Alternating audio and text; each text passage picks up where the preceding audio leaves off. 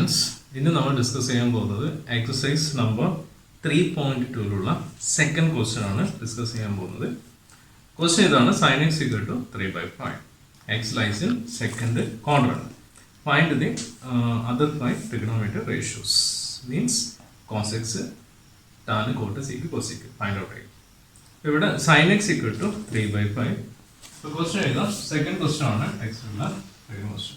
So sin x equal to 3/5. X lies in second quadrant. X lies in second quadrant. Okay. Sin x equal to 3/5. അപ്പോൾ നമ്മൾ ആദ്യം ചെയ്യേണ്ടത് ഈ ഒരു condition ഇല്ലാതെ നമുക്ക് ഒന്നും ചെയ്യാൻ പറ്റില്ല. സോ അതിന്റെ പൊസിഷൻ ഒന്ന് ഫൈൻഡ് ഔട്ട് ചെയ്യും. പൊസിഷൻ എക്സ് ലൈസ് ഇവിടെ എവിടെയോ വരുന്നുണ്ട്. എക്സ് ലൈസ് സെക്കൻഡ് ക്വാഡ്രന്റ് എന്ന് പറയുമ്പോൾ സൈനും കൊസീക്കും പോസിറ്റീവ് ആണ്.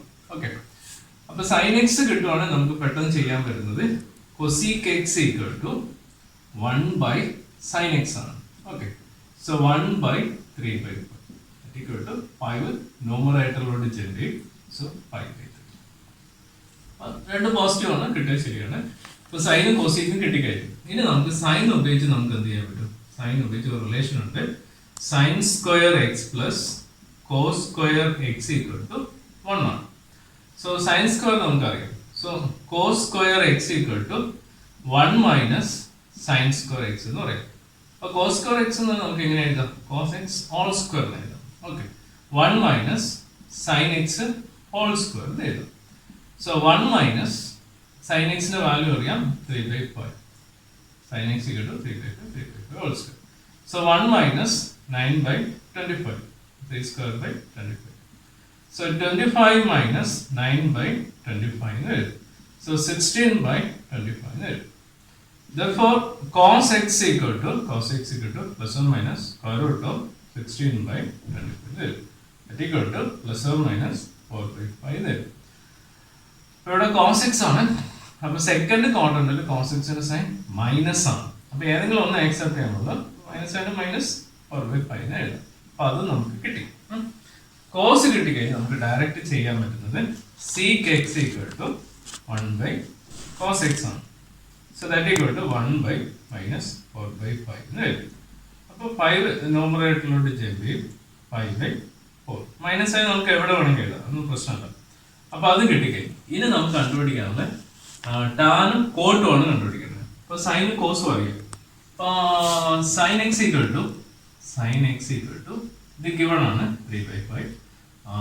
cot x equal to അല്ല cos x equal to minus 4/5.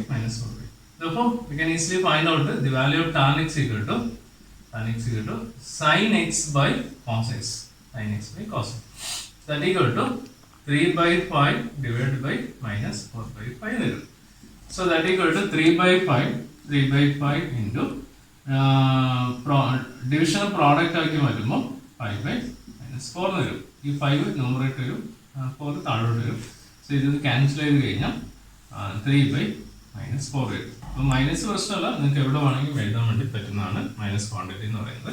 അപ്പോൾ ടാൻ എക്സ് അറിയുന്നുണ്ട്, കോട്ട് എക്സ് കണ്ടുപിടിക്കാൻ പറ്റും. കോട്ട് എക്സ് ഇക്വൽ ടു രണ്ട് രീതി ചെയ്യാം. ഒന്ന് cos x by sign x എഴുതിയിട്ട് സബ്സ്റ്റിറ്റ്യൂട്ട് ചെയ്യും, അല്ലെങ്കിൽ 1/tan x എഴുതിയിട്ട് ചെയ്യും. 1/tan x equal to tan x.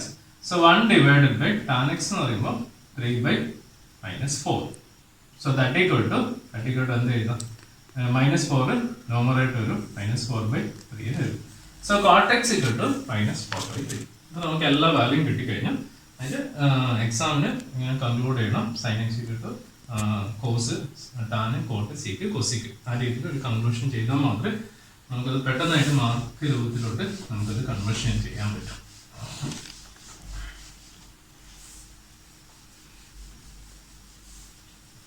അതിലുള്ള സെക്കൻഡ് ക്വസ്റ്റ്യൻ എന്ന് പറയുന്നത് cot x equal to 3/4. ഇതിലുള്ള third one cot x equal to 3/4. x lies in third quadrant.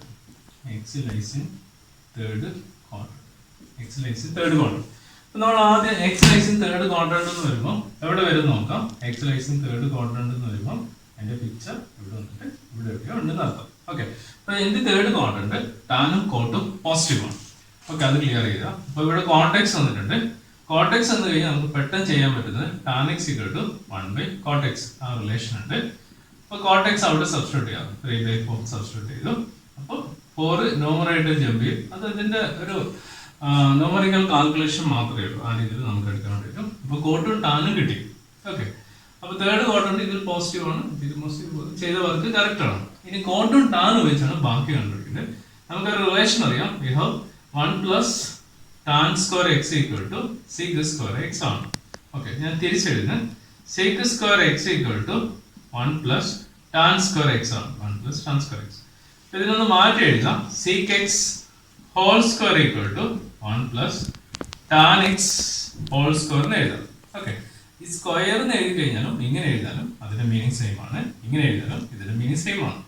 So നമുക്കിവിടെ ടാൻ അറിയാം 4/3 ആണ്. 4/3 whole square ആണ്. That equal to 1 + 16/9 ആണ്. So cross multiply ചെയ്യുന്നു. 9 + 16/9 തരും.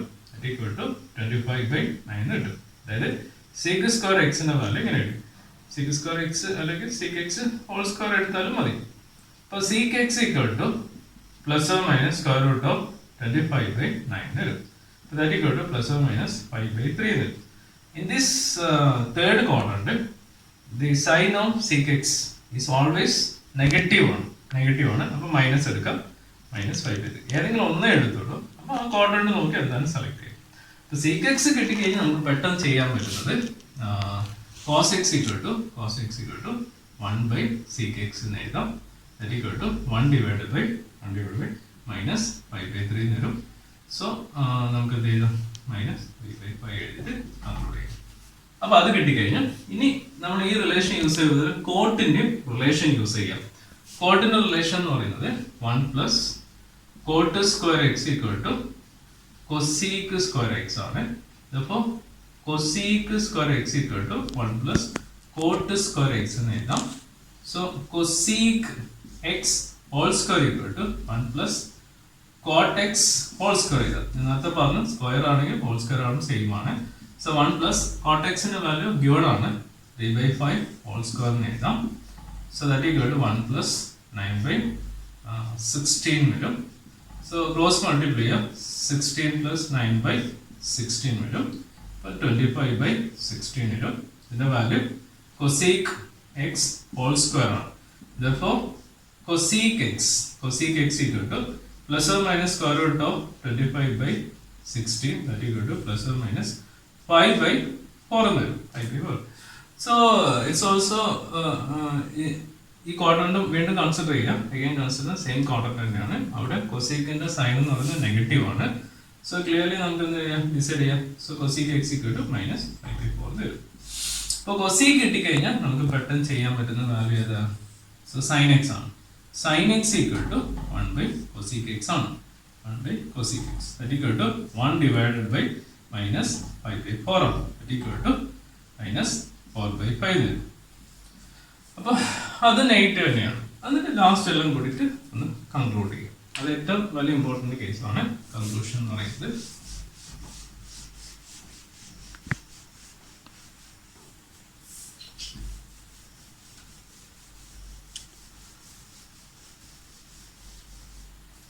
ഒരു ക്വസ്റ്റ്യൻ കൂടി ഡിസ്കസ് ചെയ്യാം. Right, sec x equal to 13/5. sec x equal to 13/5. X lies in fourth quadrant. X lies in fourth quadrant. അപ്പോൾ ഫോർത്ത് ക്വാഡ്രന്റ് എന്ന് പറയുമ്പോൾ എവിടെ നിന്ന് സ്റ്റാർട്ട് ചെയ്യണം? ഈ 0 ഡിഗ്രിന്ന് ആന്റി ക്ലോക്ക് വൈസ് ആയിട്ട് ഇതാണ് fourth quadrant. In this fourth quadrant the trigonometry ratio cos and sec are positive ആണ്. അത് രണ്ടും പോസിറ്റീവ്. അപ്പോൾ നമുക്ക് എന്ത് ചെയ്യാം? sec x equal to 13/5 ആണ്. അപ്പോൾ നമുക്ക് ഡയറക്റ്റ് കണ്ടുപിടിക്കുന്നത് cos x equal to 1/sec x എന്ന് എഴുതാം. സോ 1 divided by 13/5 എഴുതാം. equal to 5/13 എഴുതാം. ഓക്കെ, അപ്പോൾ ഫോർത്ത് ക്വാഡ്രന്റ് സീക്കും കോസും പോസിറ്റീവ് ആണ്. ഇപ്പോൾ നമ്മൾ സൈൻ പ്രകാരം പോസിറ്റീവ് തന്നെയാണ്. ഇനി സീക്കും കോസും ഉപയോഗിച്ച് ബാക്കിയെല്ലാം കണ്ടുപിടിക്കണം. അപ്പം കോസ് എന്ന് പറയുമ്പോൾ നമുക്ക് റിലേറ്റ് ചെയ്യാൻ പറ്റുന്നത് sine square x plus cos square x equal to 1 ആണ്.